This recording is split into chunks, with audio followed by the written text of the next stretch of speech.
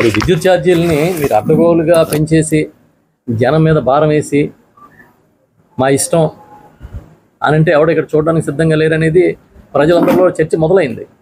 15,000 కోట్లు అంటే అసలు కనీసం ఆలోచన కూడా లేదు.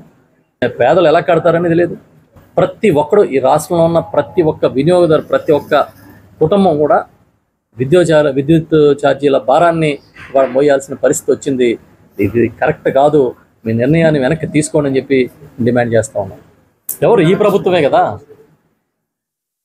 ఆయన అధికారంలో ఉన్నారు, ఆయన deputy CM, next chief minister.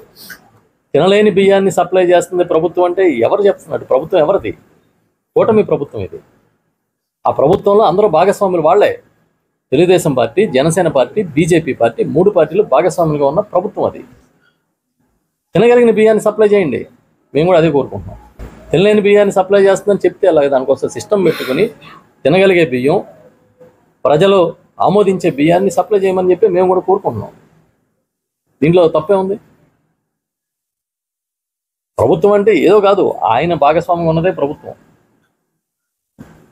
అదే అనిపించింది నిన్న. ఆయన వస్తానంటేనే అధికారులు షిప్ దాకా వెళ్ళనివ్వకపోతే ఒక డిప్యూటీ సీఎంకి ఆ పరిస్థితి ఉంటే ఎవరు ఆదేశాలు వాళ్ళు పాటిస్తున్నారని.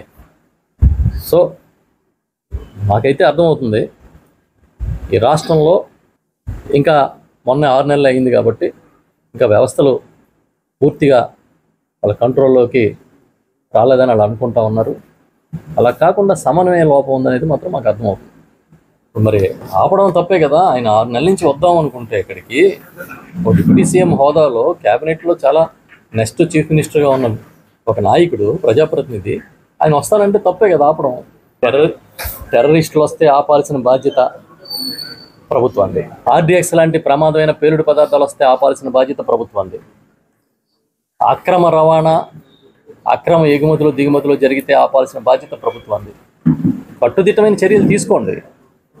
తీసుకుని టెర్రరిస్టులు రాకుండా లేకపోతే ఇవేమీ లేకుండా చూడండి. ఎందుకంటే 2014 నుంచి ఇప్పుడు దాకా కేంద్రంలో ఉన్నది బీజేపీ కూటమి భాగస్వామి. కాబట్టి ఖచ్చితంగా మీరందరూ కలిసి కూర్చుని మాట్లాడుకుని ఈ రాష్ట్ర ప్రయోజనాలు కాపాడమని మేము కూడా కోరుతున్నాం. ఒక డిఎస్ఓని సరెండర్ చేయడం ద్వారా సమస్య పరిష్కారం అయిందా?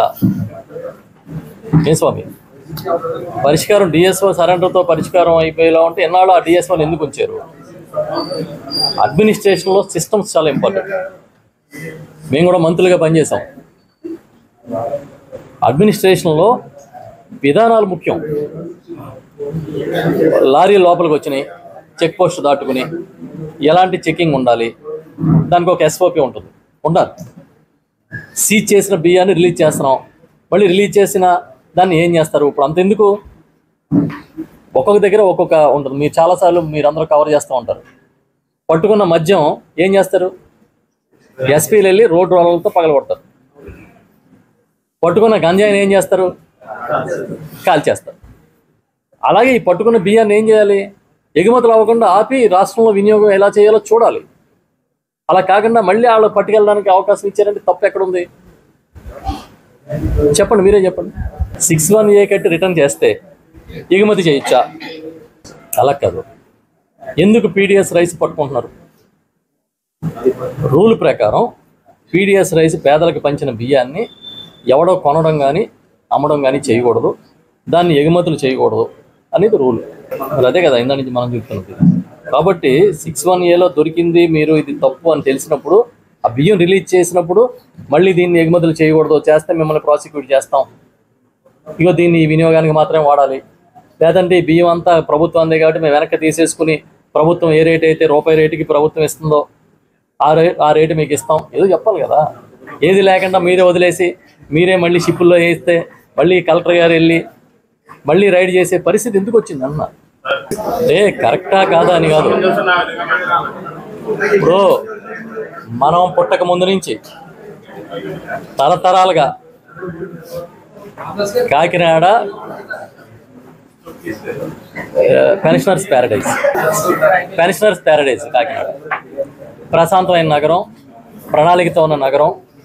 పోర్టు కూడా ఎప్పుడో చాలా పురాతనమైన పోర్టు. కాకినాడకు ఒక హిస్టరీ ఉంది.